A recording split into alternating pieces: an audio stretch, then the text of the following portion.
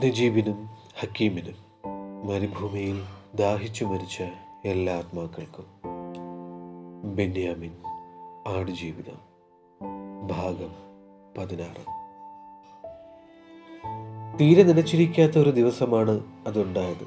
ഹക്കീം ഒരാടിനെയും ആട്ടിത്തെളിച്ചുകൊണ്ട് എൻ്റെ അടുത്തേക്ക് ഓടി വന്നു. മറ്റന്നാൾ ഒരു സംഭവമുണ്ട്, തയ്യാറായിരിക്കുക, അത്രയും പറഞ്ഞിട്ട് അവൻ തിരിച്ചോടിക്കളഞ്ഞു. എൻ്റെ മനസ്സിലേക്കൊരു തീക്ഷ്ണം കോരിയിട്ടിട്ടാണ് അവൻ പോയത്. ഒരു സംഭവം, എന്താവാം അത്? എന്നാൽ തയ്യാറായിരിക്കുക എന്നതിലൊരു സൂചനയുണ്ട്. അത് ഭാഗ്യസൂചനയാണ്. പക്ഷേ അന്നേരം എനിക്കുണ്ടായ ഒരു പേടി. രക്ഷപ്പെടാനാണ് പദ്ധതിയെങ്കിൽ ഇനി എങ്ങോട്ട് പോകണമെന്നെനിക്ക് ഉണ്ടായിരുന്നതേയില്ല. കൂട്ടിലിട്ട് വളർത്തിയ ഒരാടിനെ അഴിച്ചുവിട്ടാലും അത് കുറച്ചു കഴിയുമ്പോൾ താനേ തിരിച്ചു വരും. അതുപോലെ ആയി കഴിഞ്ഞിരുന്നു ഞാനും. ഈ രൂപവും ഈ വേഷവും വെച്ചുകൊണ്ട് എനിക്ക് എങ്ങോട്ടും പോകാനില്ല. ഞാൻ ഒരാടാണ്. എൻ്റെ ജീവിതം ഈ മസ്രയിൽ തന്നെ.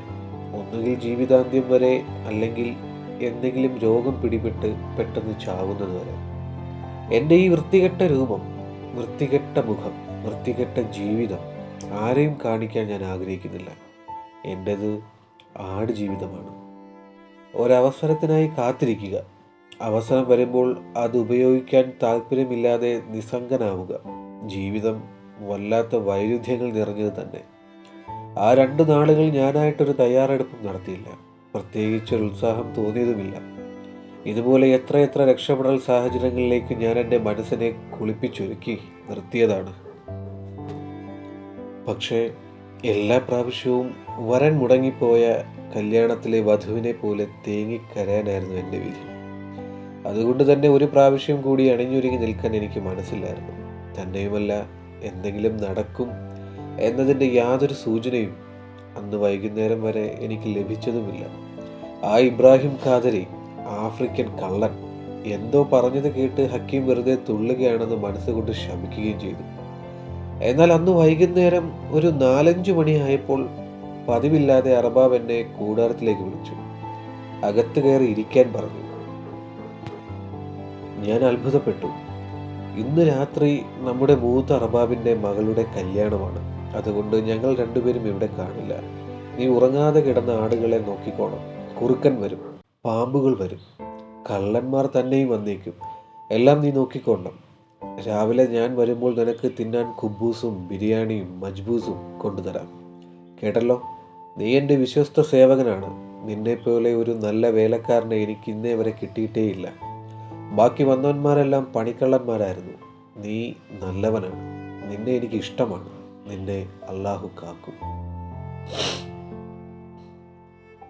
എല്ലാം ഞാൻ തലകുലുക്കി കേട്ടു. അപ്പോൾ ഇതാണ് ഹക്കീം പറഞ്ഞ ആ സംഭവം എങ്കിൽ കാത്തിരുന്ന ആ സുദിനം ഇന്നു തന്നെ. സന്തോഷം കൊണ്ട് എൻ്റെ മനസ്സ് ശലഭച്ചിറകുകളെ പോലെ ഒന്ന് പിടഞ്ഞു. പക്ഷേ ഞാനത് പുറത്തു കാണിച്ചില്ല. നിസ്സംഗത പാലിച്ചു തന്നെ ഞാൻ കൂടാരത്തിന് പുറത്തേക്ക് പോന്നു. അത്രയും കാലത്തെ കഠിനാധ്വാനത്തിന് കിട്ടിയ പ്രതിഫലമായിരുന്നു അത്രയും വാക്കുകൾ. അതെ, അത്രയും വാക്കുകൾ മാത്രം. മറ്റൊന്നും എനിക്ക് കിട്ടിയിട്ടില്ല. രാത്രിയായപ്പോൾ അന്നുവരെ കണ്ടിട്ടില്ലാത്ത ഒരുത്തനൊരു വണ്ടിയിൽ വന്നു. അവൻ ധരിച്ചിരുന്ന വസ്ത്രത്തിൻ്റെ വെളുപ്പും വൃത്തിയും കണ്ടപ്പോഴാണ് ഞാൻ എൻ്റെ അവസ്ഥയിലേക്ക് ഒന്ന് തിരിഞ്ഞു നോക്കുന്നത്. ഹോ, എത്ര പരിതാപകരമായിരുന്നു അത്! വൃത്തികേടിൻ്റെ ദൈവമായിട്ടാണ് ഞാൻ എന്നെ കണ്ടത്. അതുവരെ ഇല്ലാതിരുന്ന ഒരു ഉത്സാഹം എന്നിൽ വന്നു നിറഞ്ഞു. മാതാപിതാക്കൾ വിരുന്നിന് പോകുമ്പോൾ കളിക്കാൻ അവസരം കിട്ടുന്ന കുട്ടികൾ എന്ന പോലെ ഒരു സന്തോഷം. ഉന്മാദം കൊണ്ട് ഞാൻ മസ്രയ്ക്ക് ചുറ്റും ഓടി നടന്നു. വിളിച്ചു കൂവി, ഉച്ചത്തിൽ ചിരിച്ചു, തുള്ളിച്ചാടി. ഞാൻ ഹക്കീമിൻ്റെ മസ്രയിലേക്ക് ഓടി. അവിടെ ഹക്കീമും വലിയ സന്തോഷത്തിലായിരുന്നു. എന്നെ കണ്ടതും അവൻ ഓടി എൻ്റെ അരികിലേക്ക് വന്നു. എന്നെ കെട്ടിപ്പിടിച്ചു, എന്നെ ഉമ്മ വെച്ചു. ഞങ്ങൾ കെട്ടിപ്പിടിച്ച് കരഞ്ഞു. ഇക്ക, എനിക്കെൻ്റെ ഉമ്മയെ കാണണം, എൻ്റെ ഉപ്പായെ കാണണം, എൻ്റെ പെങ്ങളെ ഷാഹിനെയും കാണണം. ഇനി എനിക്ക് സഹിക്കാൻ വയ്യ, അവൻ സങ്കടത്തോടെ പറഞ്ഞു. സാധിക്കും മോനെ, എല്ലാം സാധിക്കും. അല്ലാഹ് നമ്മൾ ഇവിടെ വരെ എത്തിച്ചില്ലേ? ഇനി കുറച്ച് മണിക്കൂറുകൾ മാത്രം. നമ്മോടൊപ്പം പടച്ചവനുണ്ട്. നീ ധൈര്യമായിരിക്കും. ഞാൻ അവൻ്റെ കവിളിൽ തലോടി ആശ്വസിപ്പിച്ചു. ഇബ്രാഹിം ഒരു കട്ടിലിൽ ഇരിപ്പുണ്ടായിരുന്നു. നമ്മൾ പോകുകയല്ലേ? ആകാംക്ഷയോടെ ഞാൻ അവൻ്റെ അടുത്തേക്ക് ചെന്നു. അവൻ തല ചരിച്ച് എന്നെ ഒന്ന് നോക്കി. പിന്നെ മോണ കാട്ടി ചിരിച്ചു. ഒരു കുഞ്ഞിൻ്റെ ചിരി പോലെ നിഷ്കളങ്കമായിരുന്നു ആ ചിരി. ഇത്ര നാളും സഹിച്ചില്ലേ നജീബ്? അവൻ എഴുന്നേറ്റ് എൻ്റെ തോളിൽ തൊട്ടു. ഇനി ഇത്തിരി നേരം കൂടി. അറബാബുമാർ എത്തേണ്ടിടത്ത് എത്തട്ടെ. തിരിച്ചു വരാൻ ഏറെ സമയം എടുക്കുന്നത്രയും ദൂരത്ത്. നമ്മൾ കാൽനടക്കാരാണെന്ന് മറക്കണ്ട. നീ ഇപ്പോൾ മസ്രയിലേക്ക് പൊയ്ക്കോളൂ. പോകാൻ നേരം ഞങ്ങൾ വന്ന് വിളിക്കാം, അവൻ പറഞ്ഞു. അങ്ങനെ എൻ്റെ കഷ്ടപ്പാടുകളുടെ കറുത്ത ദിനങ്ങൾ അവസാനിക്കാൻ പോകുന്നു. ഞാൻ ആ ആട്ടിൻ തൊഴുത്തിൽ നിന്ന് രക്ഷപ്പെടാൻ പോകുന്നു. നാളെ എന്തെന്ന് എനിക്കറിയില്ല. പക്ഷേ അതെന്തായാലും ഇത്ര കഷ്ടം നിറഞ്ഞതായിരിക്കില്ലെന്ന് എനിക്ക് ഉറപ്പുണ്ട്. പരമകാരുണ്യകനായ അല്ലാഹുവേ, എല്ലാം സ്തുതിയും നിനക്ക്, എല്ലാ വാഴ്വും നിനക്ക്. ഞാൻ മസ്രയിലേക്ക് തിരിച്ചോടി. എൻ്റെ കട്ടിലിൻ്റെ തലയിണ കിടക്കയിൽ എൻ്റെ ബാഗ് ഇരിപ്പുണ്ടായിരുന്നു. വെയിലും മഴയും തണുപ്പും കാറ്റും മണ്ണും കൊണ്ട് ജീർണിച്ചു പോയ ഒരു ബാഗ്. അതിൻ്റെ മുകളിൽ ഒരു നൂറ്റാണ്ടുകാലത്തെ പൊടി കട്ട പിടിച്ചിരിപ്പുണ്ട്. വല്ല വിധത്തിലും പൊടി തട്ടിക്കളഞ്ഞ് അതിൻ്റെ സിബ് തുറന്ന് നോക്കി. അത് അനങ്ങുന്നുണ്ടായിരുന്നില്ല എന്നത് മാത്രമല്ല, എൻ്റെ ബലം പിടുത്തം കൊണ്ട് ബാഗിൻ്റെ ചട്ട കീറി വരികയും ചെയ്തു. അതിനുള്ളിൽ നിന്നും ഒരു കെട്ട ഗന്ധം പൊങ്ങി വന്നു. ഇക്കാലം അത്രയും ഞാനത് തുറന്നിട്ടേ ഇല്ലായിരുന്നു. അതിൻ്റെ ആവശ്യം വന്നിട്ടില്ലെന്നേ. നാട്ടിൽ നിന്ന് സൈനു സ്നേഹത്തോടെ തന്നയച്ച അച്ചാർ അതിനുള്ളിൽ അപ്പോഴും ഇരിപ്പുണ്ടായിരുന്നു. ഉണങ്ങി കരിഞ്ഞ് എന്താണെന്ന് മനസ്സിലാവാത്ത ഒരു സാധനം. ആദ്യത്തെ കുറേ കാലം കുബൂസിന് തൊട്ടുകൂട്ടിയതിൻ്റെ ബാക്കിയായിരുന്നു അത്. സൈനുവിൻ്റെ സ്നേഹവും മണവും എൻ്റെ അരികിൽ നിന്ന് നഷ്ടപ്പെടാതിരിക്കാൻ വേണ്ടി ഞാനത് തിന്നു തീർക്കാതെ കളയാതെ ബാഗിൽ സൂക്ഷിച്ചിരിക്കുകയായിരുന്നു. പിന്നെ ഇനിയൊരിക്കലും സൈനുവിനെ കാണാനാവില്ലെന്ന് ചിന്തിച്ചു തുടങ്ങിയതോടെ ഞാനത് മറന്നതായിരിക്കണം. പോരുമ്പോൾ പുതിയതായി തയ്പ്പിച്ച ഒരു പാൻറ്റും ഷർട്ടും ബാഗിനുള്ളിൽ ഉണ്ടെന്നെനിക്കറിയാം. ഞാനതെടുത്തു. മരുഭൂമിക്ക് കരണ്ട് തിന്നുന്ന ഒരു ഇരട്ടവാലന്റെ സ്വഭാവമുണ്ടെന്നും തോന്നും അത് കണ്ടാൽ. ഒരിക്കൽ പോലും ധരിച്ചിട്ടില്ലാത്ത ആ വസ്ത്രങ്ങൾ അത്രയും ദ്രവിച്ചു ഉപയോഗശൂന്യമായിരിക്കുന്നു. കടലുപ്പിനേക്കാൾ ദ്രവീകരണ ശേഷിയുള്ള മരുക്കാറ്റിൻ്റെ കരുത്തായിരുന്നു അത്. ഇക്കാലം കൊണ്ട് ആ കാറ്റ് എന്നെ എത്രമാത്രം ദ്രവിപ്പിച്ചിരിക്കുമെന്ന് ഞാൻ അതിശയപ്പെട്ടു പോയി. തിരിച്ചു കൊണ്ടുപോകാൻ മറ്റൊന്നും എൻ്റെ കയ്യിലുണ്ടായിരുന്നില്ല. വെറും കൈയോടെ ഒരു മടക്കം ആ ബാഗ് ഞാൻ ദൂരേക്ക് വലിച്ചെറിഞ്ഞു. എൻ്റെ പുറപ്പാട് മണത്തറിഞ്ഞിട്ടെന്ന പോലെ മസ്രയ്ക്കുള്ളിൽ ആടുകൾ അസ്വസ്ഥരായിരുന്നു. ഞാനത് കണ്ടു. ഞാൻ മസ്രയ്ക്കുള്ളിലേക്ക് കയറി ചെന്നു. അവ എനിക്ക് ചുറ്റും വന്നുകൂടി. അവകളുടെ മുഖത്ത് ആകാംക്ഷ നിഴലിച്ചിട്ടുണ്ടായിരുന്നു. നീ പോയാൽ പിന്നെ ഞങ്ങൾക്കാര് എന്ന ചോദ്യമായിരുന്നു ആ ആകാംക്ഷയ്ക്ക് പിന്നിലുണ്ടായിരുന്നത്. ജീവിതത്തിൽ ഇനി ഒരിക്കലും കണ്ടുമുട്ടാൻ ഇടയില്ലാത്ത ആ ആടുകളുടെ അരികിലേക്ക് ഞാൻ ചെന്നു. എൻ്റെ പ്രിയപ്പെട്ട സഹോദരന്മാരെ, ഞാൻ പോകുന്നു. ഞാൻ ഇനിയും ഇവിടെ നിന്നാൽ മരിച്ചു പോകും. എനിക്ക് ഇവിടുന്ന് രക്ഷപ്പെടണം. ഒരിക്കലും നിങ്ങളിൽ നിന്നല്ല, എൻ്റെ സ്വന്തം വിധിയിൽ നിന്ന്. നിങ്ങളെ ഓരോരുത്തരെയും എനിക്കിഷ്ടമാണ്. നിങ്ങളില്ലായിരുന്നെങ്കിൽ ഞാൻ എന്നേ മരിച്ചു പോകുമായിരുന്നു. നിങ്ങളാണ്, നിങ്ങളുടെ സ്നേഹമാണ് എന്നെ ഇതുവരെ ജീവിപ്പിച്ചത്. ഞാൻ ലോകത്തിൽ എവിടെയായിരുന്നാലും എൻ്റെ കഷ്ടകാലങ്ങളിൽ എനിക്കൊപ്പം ഉണ്ടായിരുന്ന സഹോദരങ്ങളെ, എന്നെപ്പോലെ ഞാൻ നിങ്ങളെ ഓർമ്മിക്കും, സ്നേഹിക്കും. ഈ മസ്രയിലെ ദുർവിധിയിൽ എന്നെ എത്തിച്ചത് അല്ലാഹുവാണ്. ഇപ്പോൾ എന്നെ വിടുവിക്കുന്നതും അവൻ തന്നെ. നിങ്ങളെയും ഈ വിധിയിൽ നിന്നും രക്ഷിക്കാൻ ഞാൻ അവനോട് പ്രാർത്ഥിക്കും. ആടുകളെ, എൻ്റെ ചങ്ങാതികളെ, എൻ്റെ സഹോദരന്മാരെ, എൻ്റെ രക്തമേ, നിങ്ങൾക്ക് വിട. ആടുകൾ ഓരോരുത്തരായി എൻ്റെ അടുത്തേക്ക് വന്നു. അറവുറാവുത്ത ആയിരുന്നു മുന്നിൽ. ഞാൻ അവൻ്റെ കവിളിൽ തലോടി. എനിക്ക് പകരം വരാൻ ഇനിയുള്ള നിർഭാഗ്യവനോട് അങ്ങനെ ഒരാൾ ഒരിക്കലും ഉണ്ടാവാതിരിക്കട്ടെ. നീ കാരുണ്യപൂർവ്വം ഇടപെടണമെന്നും അവനെ ഇടിച്ചിട്ട് കൈയൊടിക്കാതെ നോക്കണമെന്നും ഞാൻ അവനെ ഉപദേശിച്ചു. അവൻ തലകുലുക്കി. അടുത്തത് പോച്ചക്കാരി രമണിയായിരുന്നു. അവൾ കരഞ്ഞു, ഞാനും. പിന്നെ മേരി മൈമൂന. ഞാൻ അവളെ ചുംബിച്ചു, അവൾ എന്നെയും. നിന്റെ ബാക്കിയായ പ്രണയം അടുത്തവന് കൊടുക്കാൻ ഞാൻ അവളോട് പറഞ്ഞു. അവൾ വിഷാദത്തിൽ തലകുനിച്ചു. പിന്നെ ഇണ്ടിപ്പോക്കർ, ഞണ്ടുരാഘവൻ, പരിപ്പ് വിജയൻ, ചക്കി, അമ്മിണി, കൗസു, റൌഫത്ത് എല്ലാവരോടും ഞാൻ യാത്ര ചോദിച്ചു. കുട്ടികളുടെ മസ്രയിൽ ചെന്നപ്പോഴാണ് എനിക്ക് ശരിക്കും കരച്ചിൽ വന്നത്. ദേശം വിട്ടു പോകുന്ന ഒരു പേറ്റിച്ചി തൻ്റെ കൈകളിലേക്ക് പിറന്നു വീണ കുഞ്ഞുങ്ങളെ അവസാന നോക്ക് കാണുന്ന അനുഭവമായിരുന്നു അത്. അവയിൽ മിക്കവയും എൻ്റെ കൈകളിലേക്ക് തന്നെയാണ് പിറന്നു വീണത്. അന്നു മുതൽ അവയുടെ അമ്മയും ഞാൻ തന്നെയാണ്. അവയെ പാൽ കുടിപ്പിച്ചതും അവയ്ക്ക് തീറ്റ കൊടുത്തതും ഞാൻ തന്നെ.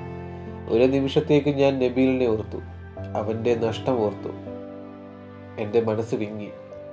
പിങ്കിയെയും അമ്മുവിനെയും റസിയെയും താഹിറയെയും ഞാൻ കയ്യിലെടുത്ത് താലോലിച്ചു. മുൻപാണെങ്കിൽ ഞാൻ പിടിക്കാൻ ചെല്ലുമ്പോൾ കുതിറിച്ചാടി ഓടുന്നതാണ്. അവ പക്ഷേ ഇത് ചാടിയില്ല. എൻ്റെ കയ്യിലേക്കും മാറിടത്തിലേക്കും ചൂടിലേക്കും അവ നൂണ് കയറി. മക്കളെ, വരുമ്പോൾ നിങ്ങളുടെ വിധി എനിക്കറിയാം. ചന്തയിലേക്കും അറവുശാലയിലേക്കും വലിച്ചഴക്കപ്പെടാനുള്ളവരാണ് നിങ്ങൾ. ആ വലിയ വിധിക്ക് മുന്നിൽ ശക്തിയോടെ പിടിച്ചു നിൽക്കാൻ ഞാൻ അള്ളാഹുവിനോട് പ്രാർത്ഥിക്കാം. അതേ, ഈ പാവ നജീബിന് കഴിയും. ഈ ഭൂമിയിലെ ഏറ്റവും നിസ്സാരനായ ജീവിയാണ് ഞാൻ. കരഞ്ഞുകൊണ്ട് ആ മസ്രയിൽ നിന്നും ഞാൻ ഇറങ്ങിപ്പോന്നു. ഞാൻ ഒട്ടകങ്ങളുടെ മസ്രയിലേക്ക് ചെന്നു. എന്നെ പുറപ്പാടറിഞ്ഞ് അവയെ വിന്യസിച്ചു. എനിക്കധികം പങ്കപ്പാടുകൾ തരാത്ത ജീവികളായിരുന്നു ഒട്ടകങ്ങൾ. അവ തനിയെ പോകും, തനിയെ വരും. വന്നാൽ ഇത്തിരി പോച്ചയും വെള്ളവും കൊടുക്കണം. അവ തൃപ്തരാണ്. എങ്കിൽ പോലും അവ എന്നെ ഇത്ര മനസ്സിലാക്കുകയും സ്നേഹിക്കുകയും ചെയ്തിരുന്നു എന്ന് ഇപ്പോഴത്തെ അവയുടെ ഭാവങ്ങളിൽ നിന്ന് എനിക്ക് ഊഹിക്കുവാൻ കഴിയുന്നുണ്ട്. അവയുടെ കണ്ണുകളിൽ നിന്നും സ്നേഹം ഉരുകി ഒലിക്കുന്നത് ഞാൻ കണ്ടു. ഞാൻ ഒട്ടകങ്ങളെയും അവ എന്നെ കെട്ടിപ്പിടിച്ച് കരഞ്ഞു. എനിക്ക് യാത്രാമൊഴി ചോദിക്കാൻ മറ്റൊരു മനുഷ്യജീവിയില്ല. എനിക്കുള്ളത് നിങ്ങൾ മാത്രമാണ്. ഇത്ര നാളും നിങ്ങളാണ് എൻ്റെ ജീവൻ പിടിച്ചു നിർത്തിയത്. ഞാൻ അള്ളാഹുവിനോടെന്ന പോലെ എന്നും നിങ്ങളോടും കടപ്പെട്ടിരിക്കും. ഞാൻ പിന്നെയും കരഞ്ഞു. ഏറ്റവും ദുരിതാവസ്ഥയിൽ നിന്നാണെങ്കിൽ പോലും ആരെങ്കിലും ഒരാളെ വേർപെട്ടു പോകുക എന്നത് വല്ലാത്ത വേദനാജനകം തന്നെയാണ്. രക്ഷപ്പെടലിൻ്റെ ആ സന്തോഷവേളയിലും കടുത്ത ദുഃഖമാണ് എനിക്കുണ്ടായിരുന്നത്. ദൂരെ ഹക്കീമിൻ്റെ വിളി ഉയർന്നു. ഞാൻ മസ്രയിൽ നിന്ന് പുറത്തേക്ക് കടന്നു. ആടുകൾ കൂട്ടത്തോടെ നിലവിളിച്ചു. ഞാൻ തിരിഞ്ഞു നോക്കിയില്ല. തിരിഞ്ഞു നോക്കിയിരുന്നെങ്കിൽ ഞാനൊരു പക്ഷേ അവിടം വിട്ടു പോകുമായിരുന്നില്ല. വഴിയിൽ ഹക്കീമും ഇബ്രാഹിം ഖാദറിയും കാത്തു നിൽപ്പുണ്ടായിരുന്നു. ഞങ്ങൾ പുറപ്പെട്ടു. പുതിയൊരു ലോകത്തിലേക്ക്, പുതിയൊരു ജീവിതത്തിലേക്ക്. ആകാശത്തിന് തീ പിടിച്ചിട്ടെന്ന പോലെ രാത്രി മുഴുവൻ ഞങ്ങൾ എരിപിരി ഓട്ടമായിരുന്നു. മസ്രയിലേക്ക് പ്രത്യേകിച്ച് വഴിയൊന്നുമില്ല. മരുഭൂമിയിലൂടെ സ്ഥിരമായി വണ്ടി ഓടി ഓടി തെളിഞ്ഞു വന്ന ഒരു മൺപാതയുണ്ട്. വഴി തെറ്റാതിരിക്കാൻ അതിനെ പിൻപറ്റിയാണ് ഞങ്ങൾ ഓടിത്തുടങ്ങിയത്. ആ വഴി എങ്ങോട്ടാണ് നീളുന്നത് എന്നൊന്നും ഞങ്ങൾക്കറിയില്ലായിരുന്നു. കണ്ണെത്താ ദൂരത്തോളം നീണ്ടു കിടക്കുന്ന മൺകൂനകൾക്കിടയിലൂടെ വളഞ്ഞു പുളഞ്ഞ ആ വഴി അപ്പുറത്തൊരു കുന്നിൻ ചെരുവിലേക്ക് മറയുകയാണ്. അതിനും അപ്പുറത്ത് വണ്ടികൾ പോകുമ്പോൾ ഉയരുന്ന പൊടിപടലം മാത്രമേ ഞാൻ കണ്ടിട്ടുള്ളൂ. എന്തായാലും ആ വഴി എവിടെയെങ്കിലും ഒരു ഹൈവേയിൽ ചെന്ന് നിൽക്കുമെന്ന് ഞങ്ങൾക്ക് ഉറപ്പായിരുന്നു. അത് എത്ര അകലെയാണെന്ന് മാത്രമേ ഞങ്ങൾക്ക് സംശയമുണ്ടായിരുന്നുള്ളൂ. രാത്രി നല്ല നിലാവ് ഉണ്ടായിരുന്നതിനാൽ ഓട്ടം ഒരു പ്രയാസമേ ആയിരുന്നില്ല. അള്ളാഹുവും പ്രകൃതിയും ഒരുപോലെ ഞങ്ങൾക്കൊപ്പം ഉണ്ടായിരുന്നു എന്ന് തോന്നിപ്പോയി. വഴിയിൽ വർത്തമാനമില്ല, ചിലക്കിലില്ല, പരസ്പരം ഒരു നോട്ടം പോലുമില്ല. ഓട്ടം മാത്രം. എത്ര ദൂരം ഓടിയിട്ടും ഇനി ഒരിക്കലും പിടിക്കപ്പെടാത്ത അകലത്തിൽ എത്തിയിട്ടില്ല എന്നൊരു തോന്നൽ. ആരോ ഞങ്ങളെ പിന്തുടരുന്നുണ്ടെന്ന ഒരു ഭീതി. ഓരോ കാറ്റൊച്ചയും ഇരമ്പവും അറബാബിൻ്റെ വണ്ടിയുടേതാണ് എന്ന് ഞങ്ങൾക്ക് ആശങ്കയുണ്ടായിരുന്നു. അതുകൊണ്ട് തന്നെ ഓരോ നിമിഷവും ഓട്ടത്തിൻ്റെ വേഗം കൂടിയതല്ലാതെ ഒട്ടും കുറഞ്ഞില്ല. അങ്ങനെ കുറേ ദൂരം, കുറേ നേരം ഓടിക്കഴിഞ്ഞപ്പോൾ ആ വണ്ടിപ്പാത രണ്ടിടത്തേക്ക് നീളുകയാണ്. ഇടത്തോട്ടും വലത്തോട്ടും. എങ്ങോട്ട് പോയാലാണ് ഹൈവേയിൽ എത്തിത്തുക എന്നൊരു വലിയ സംശയത്തിൻ്റെ കൂനാങ്കുരുക്കിലാണ് അത് ഞങ്ങളെ കൊണ്ട് ചെന്ന് നിർത്തിയത്. ഏറെ സന്ദേഹങ്ങൾക്കും സംശയം പറച്ചിലുകൾക്കും ഒടുവിൽ ഇടത്തോട്ട് പോകാൻ ഞങ്ങൾ തീരുമാനിച്ചു. അങ്ങനെ ഞങ്ങൾ വീണ്ടും ഓട്ടം തുടങ്ങി. വീണ്ടും കുറേ നേരം കൂടി ഓടിക്കഴിഞ്ഞപ്പോൾ അകലെ ഒരു വെളിച്ചത്തിൻ്റെ തുണ്ട് ഞങ്ങൾക്ക് പ്രത്യക്ഷപ്പെട്ടു. ശ്രദ്ധിച്ചപ്പോൾ മനസ്സിലായി അതൊരു വണ്ടിയുടേതാണ്. അതങ്ങനെ ആടിക്കുലുങ്ങി പതിയെ നീങ്ങുകയാണ്. എൻ്റെ മനസ്സ് കുളിർത്തു. അതാ ഹൈവേ, അതാ ഞങ്ങളുടെ രക്ഷയിലേക്കുള്ള അവസാന മാർഗം. പെട്ടെന്ന് ഇബ്രാഹിം ഞങ്ങളെ ഒരു മൺകൂനിലേക്ക് പിന്നിലേക്ക് വലിച്ചു മാറ്റി. ആ വണ്ടി ഞങ്ങൾ നിന്നിരുന്ന ഭാഗത്തേക്കാണ് വന്നുകൊണ്ടിരുന്നത്. ഒരു ഭാഗ്യപരീക്ഷണം വേണ്ട. ചിലപ്പോഴത് നമ്മുടെ അറബാബ് തന്നെയാകാം, അല്ലെങ്കിൽ മറ്റേതെങ്കിലും പരിചയക്കാരായ അറബികൾ. എങ്കിൽ അവർ നമ്മളെ കൊണ്ടുചെന്ന് നിർത്തുന്നത് അറബാബിൻ്റെ കല്യാണ മുറ്റത്താവും. ഞങ്ങൾ വഴിയിൽ നിന്ന് ദൂരേക്ക് മാറി ഒരു മൺകൂനയ്ക്ക് പിന്നിൽ ഒളിച്ചിരുന്നു. ആ വണ്ടി ഇഴഞ്ഞു നിരങ്ങി ഞങ്ങളെ കടന്നുപോയി. ശരിക്കും ഞങ്ങളെ മറികടന്ന ശേഷമാണ് അതൊരു മിനി ലോറി ആയിരുന്നു എന്ന് ഞങ്ങൾക്ക് മനസ്സിലായത്. അത് ഓടിച്ചിരുന്നത് ഞങ്ങളുടെ മസ്രയിലേക്ക് കച്ചിയുമായി വരാറുള്ള ഒരു പഠാനിയായിരുന്നു. ഓ, അവനെൻ്റെ പരിചയക്കാരനാണ്. ഇബ്രാഹിം നെഞ്ചത്തടിച്ചു. അവൻ നമ്മളെ രക്ഷിക്കും. ഞങ്ങൾ 3 പേരും അലറി വിളിച്ചുകൊണ്ട് ആ വണ്ടിയുടെ പിന്നാലെ ഓടിച്ചെന്നു.